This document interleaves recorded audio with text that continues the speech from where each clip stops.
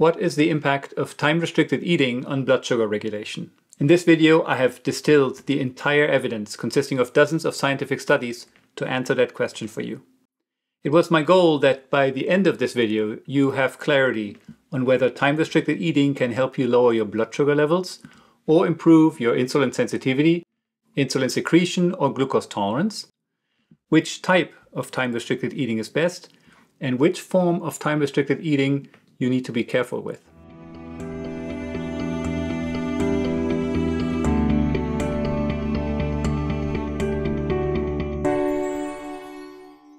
Welcome to Nourished by Science on YouTube. My name is Mario, and with more than 25 years of experience running clinical research trials in the area of nutrition and chronic disease prevention, I set up this channel to share actionable strategies on all things nutrition and health. Videos on this channel are not based on my opinion or one or two cherry-picked studies, but on the totality of the scientific evidence on any given subject. I also always prepare a blog post that includes a more detailed scientific discussion and all of the scientific references. The link to the blog post is always in the description box below each video. In this video, we're looking at how different forms of time-restricted eating, or TRE, affect blood glucose homeostasis, that is, our blood sugar levels, as well as related factors, including glucose tolerance, insulin sensitivity, and insulin secretion by the pancreatic beta cells. We will be looking at the effects of TRE that are mediated by weight loss and separately at weight loss independent effects. We will consider effects in healthy people and those with insulin resistance or glucose intolerance, such as prediabetes or diabetes. And we will consider whether the impact of TRE on blood sugar regulation depends on what form of TRE we use, whether it's early or late TRE, and how long the actual eating window is. And for each of these questions, we'll look at the entire cumulative evidence consisting of several dozen randomized controlled trials. To make sure we're all on the same page, we need to get started with a discussion of how to measure the impact of an intervention on the regulation of blood sugar. The randomized controlled trials we will discuss that have studied the impact of TRE on blood glucose regulation have used quite a few different variables we can look at. Let's first review these and make sure we understand clearly what they measure. When it comes to blood sugar, one of the key measures we are interested in is our glycemic control, that is, the degree to which our blood glucose levels are within the normal range. The most common measures of glycemic control are the fasting glucose concentration and the glycated hemoglobin, or HbA1c test. The HbA1c test provides information about our average blood glucose concentration roughly over the last 3 months. Another way to assess whether our glucose levels are in the normal range is by wearing a continuous glucose monitor, or CGM. How to interpret CGM data is not as standardized as for fasting glucose and HbA1c, but CGM data can give us a pretty good idea of our glycemic control, as I discussed in a recent video. Another measure we are interested in is our glucose tolerance. This is most commonly measured with an oral glucose tolerance test, or OGTT, where blood glucose levels are regularly measured over 2 or 3 hours after consuming a beverage containing 75 grams of pure glucose. Clinically, we mostly look just at the time point exactly 2 hours after starting to drink the glucose-sweetened beverage. But in research, we often collect blood samples at multiple time points over 2 or even 3 hours and measure, for example, the area under the glucose curve as a measure of glucose tolerance, which is this entire area under the glucose curve over 2 or 3 hours. Whether we are glucose tolerant is largely determined by our insulin sensitivity and the amount of insulin our pancreatic beta cells can produce. We often call this beta cell function. For insulin sensitivity, we have various measures. HOMA-IR is a simple one that is based on fasting glucose and insulin levels, and that provides an estimate of insulin resistance, which is the opposite of insulin sensitivity. So if someone is insulin resistant with a high HOMA-IR, it means they have low insulin sensitivity. In research, we also often look at the total insulin response in an OGTT by measuring insulin levels repeatedly over 2 or 3 hours after drinking 75 grams of glucose in water. What can the insulin concentrations during an OGTT tell us about insulin sensitivity?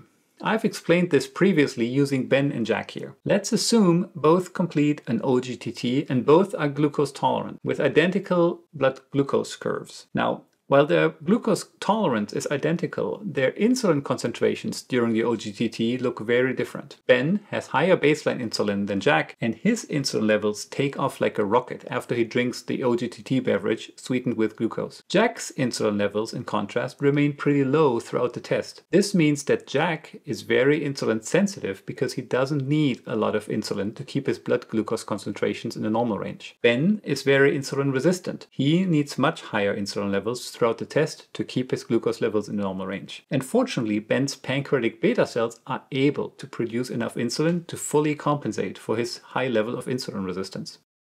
So by looking at both glucose and insulin, we can get a good overall picture of glucose tolerance, insulin sensitivity, and even the ability of the pancreatic beta cells to produce insulin. To measure insulin secretion or beta cell function, there is also a simpler measure based just on fasting glucose and insulin called OMAD. From the OGTT or similar test, we can calculate several measures of beta cell function. They generally consider the increase in blood insulin relative to the increase in blood glucose.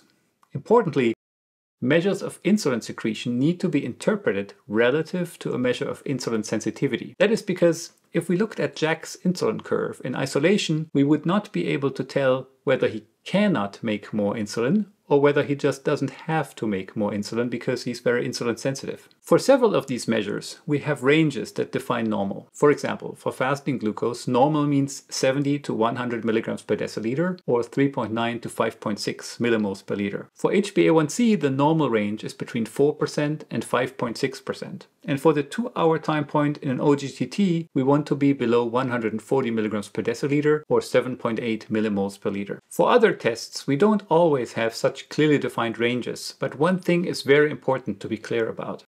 Lower is not always better.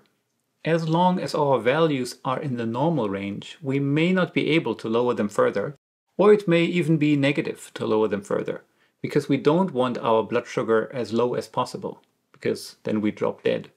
We want our blood sugar levels to be appropriately regulated within the normal ranges. The impact of TRE on blood sugar regulation in healthy people. Let's start by looking at a few RCTs in which healthy, mostly insulin-sensitive people with normal or close to normal blood sugar levels were randomized to either TRE or a non-TRE control. There are 7 such studies. Let's start with these 2 here, both of which were done in athletes. In both trials, the interventions lasted 8 weeks. Participants who followed TRE lost some weight, about 2 to 4 pounds more than participants in the control groups. And what do we think happened to their fasting glucose and fasting insulin levels, or HOMA-IR, the measure of insulin resistance? Well, nothing. None of these measures changed. So TRE, even with modest weight loss, did not have any effect on these measures. Now, does that mean that TRE doesn't benefit glycemic control or insulin sensitivity? No, of course it doesn't. It probably just means that if someone is an athlete and already perfectly glucose tolerant and insulin sensitive at baseline, he or she is not likely to become even more perfect. There are 2 more studies in people who were overweight or obese but who still had normal glucose levels and normal or close to normal insulin resistance. And in those individuals, again, TRE didn't have an impact. Again, in my interpretation, the lack of response here is mainly because we are studying participants who have mostly healthy blood glucose regulation. Also consider that these studies were fairly small, so the minor changes that could possibly be triggered by TRE may not be detectable. However, there is another potential explanation for why these studies were all null, meaning why they didn't detect an effect of TRE. 3 of these studies used late TRE, meaning the eating window was later in the day. Chow and colleagues didn't specify the exact time of the eating window, and participants could choose whichever window was most convenient for them. And what participants chose in that study was mostly late TRE. In other words, the form of TRE studied in all 4 of these trials was late TRE. This is in contrast to these 2 studies here that directly compared early TRE to late TRE to non-TRE control group in healthy men and women. In both cases, improvements in insulin sensitivity and glycemic control were seen with early TRE and not with late TRE. This study here by Morrow and colleagues was a bit of an outlier in that they used late TRE and also saw reductions in fasting glucose and insulin resistance, as measured by HOMA-IR. Notably, however, this was a very long-term study of 12 months that led to a major difference in body weight of more than 5 kilograms or 12 pounds. And in this context, the substantial reduction in body weight and fat mass was probably the primary driver of the reductions in glucose levels and insulin resistance. Our first conclusion is therefore that in healthy people, late TRE does not affect glycemic control or insulin sensitivity in a significant way unless it leads to major weight loss over time, which is certainly a possibility. This is in contrast to early TRE, where the eating window is early in the day and no food intake usually occurs after, say, 4 or 5 p.m. With early TRE, we see modest improvements in insulin sensitivity and glycemic control, even in healthy people who start out with close to normal blood sugar regulation. And we even see these improvements in shorter studies and with fairly modest weight loss. So that's pretty encouraging. The impact of TRE on blood sugar regulation in people with impaired glucose tolerance and/or insulin resistance. If you have watched some of my other videos on this topic, you know that one of the most common causes of elevated blood sugar levels is excess body fat mass. The way we think about this is that if we carry excess body fat, we often also store excess fat in visceral fat depots surrounding the inner organs and also in the form of ectopic fat, that is, in tissues not designed for fat storage, such as the liver, the pancreas, and the muscle. Carrying excess visceral fat and having excess liver and muscle fat is one of the most common causes of insulin resistance, along with a low-grade chronic inflammation that tends to be associated with excess body fat. On the other hand, having fat in the pancreas contributes to a reduced ability of the pancreas to secrete insulin. In other words, pancreatic fat deposition is a common cause of beta cell dysfunction. Insulin resistance and reduced ability of the pancreas to secrete insulin causes us to become glucose intolerant, which then leads to elevated blood glucose levels and eventually diabetes. This means that often one of the best ways to improve glucose tolerance and lower those elevated blood glucose levels is to lose some of that excess body fat. In fact, we see this in any study in which glucose intolerant people, such as those with type 2 diabetes or prediabetes, lose weight. Whether they lose weight due to bariatric surgery, medication, or calorie restriction. Their insulin sensitivity tends to improve, and if there's enough weight loss, we often also see improvements in beta cell function. As a result, glucose tolerance often improves and blood glucose levels drop. So we understand that if we are glucose intolerant due to excess body fat mass and lose weight, the condition improves. The question is, does this also work with weight loss triggered by TRE? As we discussed in the last video, restricting the eating window in TRE leads to a spontaneous reduction in calorie intake, body weight, and fat mass, unless we experimentally try to prevent that weight loss. In other words, TRE is one way through which people can reduce their excess body weight and fat mass. And as we also saw in the last video, any such reduction in body weight and fat mass is associated with a reduction in the types of body fat that are strongly linked to insulin resistance, namely visceral fat and ectopic fat. So what we'll do first is review studies in which 4 to 10 hour TRE caused participants to lose weight, to see whether this led to the expected improvements in insulin sensitivity, possibly insulin secretion, glucose tolerance, and glycemic control. After that, we will look at studies investigating weight loss independent effects of 4 to 10 hour TRE on blood sugar regulation. We'll focus on 4 to 10 hour TRE first because more extreme forms of TRE with eating windows shorter than 4 hours, such as 1 meal a day or OMAD, seem to have very different effects on glucose tolerance. We will cover this specific case of OMAD later in the video. Weight loss dependent effects of TRE on blood sugar regulation. Let's start with the weight loss dependent effects of 4 to 10 hour TRE. We'll do this by first looking at trials in which participants adopted TRE and where their weight and fat mass spontaneously dropped.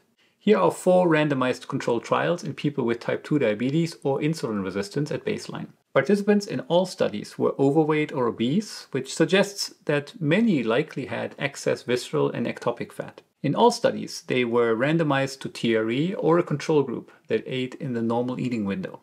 2 of these used early TRE, the other late TRE. And even though these studies differed a lot by type of TRE, using early or late TRE with a very short or rather long eating window, participants lost more weight in the TRE group in all studies. And that more significant weight loss was associated with the expected changes in measures of insulin sensitivity, insulin secretion, and glycemic control. Let's take a closer look at this study by Shea and colleagues. Over 12 weeks, adults with type 2 diabetes on TRE lost an average of 2.2 kilograms or almost 5 pounds more than those in the control group. And that combination of following TRE and losing a modest amount of weight reduced both HbA1c and fasting glucose quite substantially, and also improved both their insulin sensitivity and insulin secretion. That's HOMA-IR and HOMA-B here, while also reducing the number of diabetes medications they required. That is quite a success in just 12 weeks. In other studies, such as this one here by Cienfuegos and colleagues, only those parameters were improved by TRE that were abnormal at baseline. See here, people were insulin resistant at baseline, and fasting insulin and HOMA-IR were both reduced by following either 6-hour or 4-hour TRE, which caused them to lose on average 3.2% of their baseline weight. However, fasting glucose and HbA1c, which were mostly normal at baseline, did not change significantly. This goes back to what we discussed earlier. If a measure is in the normal range, we should not expect improvements. It may not be possible to improve further in this regard, or only very small improvements may be possible that can be difficult to detect in a trial. So looking at our chart here, we can conclude that TRE combined with modest weight loss improves glycemic control in people with high blood glucose levels, and it also improves insulin sensitivity in people who are insulin resistant at baseline. We also have some modest evidence that following TRE and losing weight may improve insulin secretion. What we don't have good data on is whether TRE with some modest weight loss also improves glucose tolerance. Only in one of the 4 trials did researchers conduct an OGTT, and they only measured the 2-hour glucose value, not the entire glucose response throughout the test. In that study, no differential effect on the 2-hour glucose value was detected. That may have been an issue of statistical power though, because the 2-hour glucose value was clearly lower after the TRE phase in that study. It just wasn't significant because of large variations in the response. Because we don't have any other data on the impact of TRE plus weight loss on glucose tolerance, I'd say we don't know yet whether and to which degree glucose tolerance is improved. I'd maybe put a cautious little plus here with a large question mark to indicate that there may be an improvement in glucose tolerance with TRE and weight loss. Weight loss independent effects of TRE on blood sugar regulation. So TRE plus the modest weight loss it tends to trigger do have the anticipated benefits for blood glucose regulation that are also seen in response to weight loss resulting from other interventions. An open question is whether TRE also has weight loss independent effects here. Several studies have investigated the impact of TRE on glucose tolerance, insulin sensitivity, or insulin secretion, while keeping calorie intake and body weight artificially stable. Let's take a look at these. For example, this trial here by Jamshed and colleagues was a small crossover design RCT in which people who were insulin resistant but glucose tolerant were studied. They were given all of their food twice for 4 consecutive days. In one study period, they ate in their normal eating window, and in the other study period, they ate the exact same food, including the same number of calories, in an early time-restricted eating window of 6 hours. At the end of just 4 days on 6-hour TRE, their fasting glucose and insulin levels were measurably reduced, and HOMA-IR was reduced, meaning their insulin sensitivity had improved. The participants also wore CGMs, and investigators observed lower average glucose levels and a substantially reduced amplitude of glycemic excursions, which means that whenever glucose levels rose, they rose much less substantially. Given that participants ate standardized meals during these 4 days, that finding would suggest improved glucose tolerance. A similar study design was used by Sutton and colleagues. They enrolled participants with prediabetes, meaning they were insulin resistant and moderately glucose intolerant. They again conducted a crossover design trial in which each participant completed each of 2 5-week intervention periods. They received all of their meals in both intervention phases. In one phase, they consumed these meals in 6 hours early in the day, meaning they followed 6-hour early TRE. In the other, they consumed these meals spread out over 12 to 13 hours. Because in this trial, the same participants consumed identical meals with identical calories, this is a true investigation of TRE only. because body weights and fat mass didn't change differentially between these two intervention periods. At the end of 5 weeks, these investigators conducted a 3-hour OGTT. They found that glucose tolerance did not differ between the early TRE phase and the control phase. See here how the blood glucose response was almost exactly the same at the end of the 2 intervention periods. However, participants required a lot less insulin at the end of the TRE phase, meaning they had become more insulin sensitive. These authors also report that beta cell function was improved after early TRE. What we can confidently conclude from this very nice trial is that TRE improves both insulin sensitivity and beta cell function independent of any changes in body weight and fat mass. However, these improvements in insulin sensitivity and insulin secretion did not translate to better glucose tolerance, and that's a bit of an unusual and unexpected finding. Usually, improvements in insulin sensitivity of this magnitude alone would be expected to improve glucose tolerance in people with prediabetes. Now, to make this even more confusing, we have another study by Martens and colleagues in which 6 weeks of 8-hour TRE did improve glucose tolerance. They conducted a 2-hour OGTT and found that the area under the glucose curve was significantly lowered by TRE compared to the normal feeding or NF control. Again, this is independent of weight change. Now, what makes this confusing is that glucose tolerance changed in this study, but not the main determinants of glucose tolerance, namely insulin sensitivity and insulin secretion. Now, the big difference was that participants in the first study we discussed by Sutton and colleagues were very insulin resistant and glucose intolerant, whereas participants in this study here by Martens and colleagues had fairly normal glucose tolerance and insulin sensitivity. Take a look at the differences in the concentrations of glucose and particularly insulin. Perhaps the main takeaway here is that in both populations, blood glucose regulation was meaningfully improved in some way and independent of changes in body weight and fat mass. 3 other studies have compared TRE versus a control group that kept body weight stable experimentally, and by and large they confirm these findings. So we can conclude that independent of changes in body weight and fat mass, TRE improves insulin sensitivity in people who are insulin resistant, and also glycemic control in people with elevated glucose levels. There may also be weight loss independent improvements in beta cell function. Surprisingly, glucose tolerance does not seem to be consistently improved. We have limited data on this, with 2 studies showing improved glucose tolerance, while 1 study shows no difference in glucose tolerance, so there is some uncertainty. Our best estimate at this time is that there may be an improvement in glucose tolerance. Through which weight loss independent mechanism may TRE improve insulin sensitivity, insulin secretion, and glycemic control? The truth is, we don't know. I would have suspected that the quality of the diet improves when people follow TRE because now they can no longer have snacks such as chips, cookies, or ice cream after dinner. But that doesn't seem to be the main mechanism here because benefits are also seen in studies in which diet quality was standardized.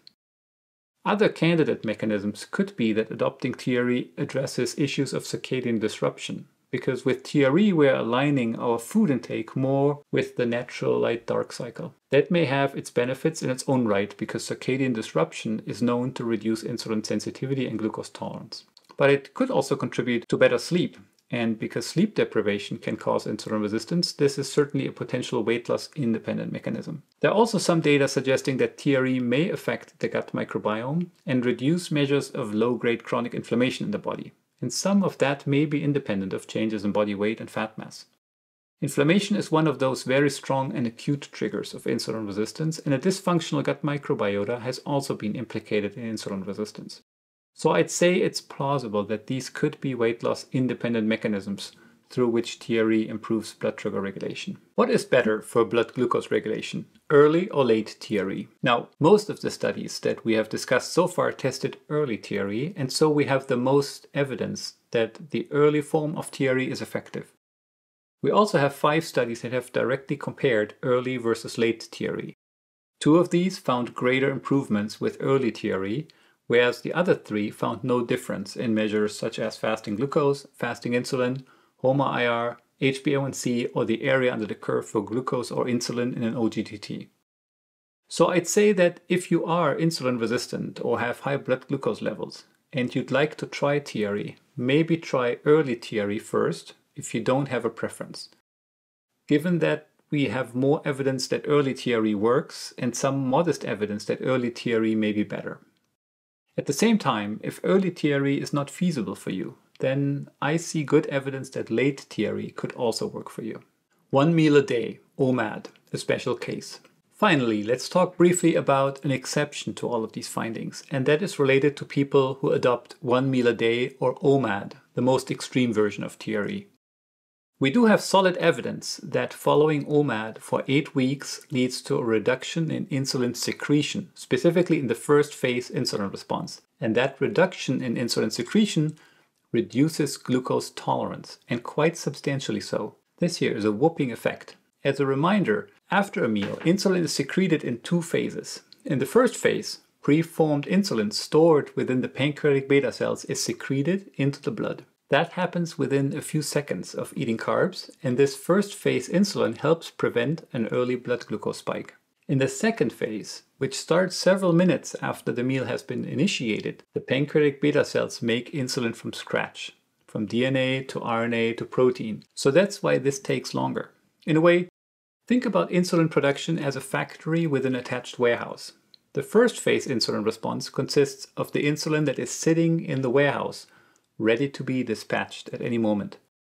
The second phase insulin response is where the factory waits for the order to come in and then starts the machines to begin production.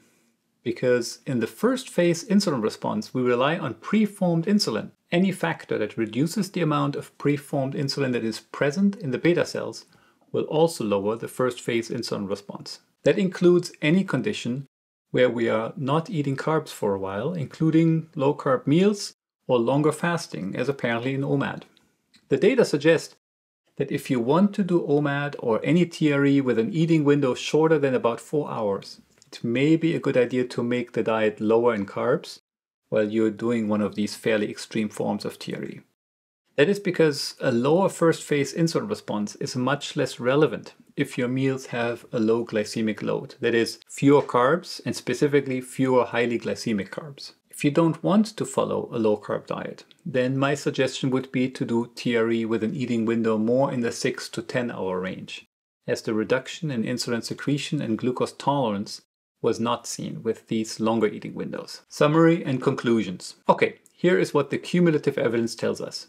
First, if you have normal or close to normal blood glucose levels and insulin sensitivity, adopting late TRE will probably not lead to any improvements unless you lose a lot of weight, whereas early TRE may lead to modest improvements.